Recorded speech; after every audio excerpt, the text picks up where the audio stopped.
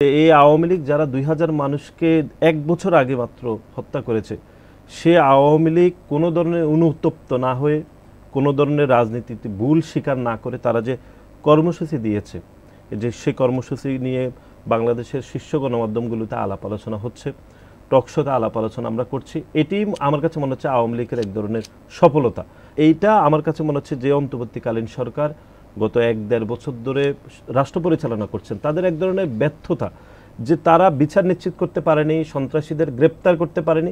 সেই সন্ত্রাসীরা আবার পুনরায় লকডাউন ঘোষণা দিচ্ছে, যে জুলাই আগস্টে যে স্টেক হোল্ডাররা এই খুনি হাসিনাকে বিতাড়িত করেছে তারাই এখন আবার রাস্তা পাহারা দিতে হচ্ছে। আওয়ামী লীগ কী জন্য আন্দোলন করছে? আওয়ামী লীগ আন্দোলন করছে যে 2000-এরও বেশি মানুষকে গণহত্যা চালিয়েছে খুনি হাসিনা, সে বিচার ব্যবস্থাকে বাধাগ্রস্ত করা, সে রায় হবে, রায়কে কিভাবে বাধাগ্রস্ত করা যায় তার জন্য আওয়ামী লীগ আন্দোলন সংগ্রাম করছে।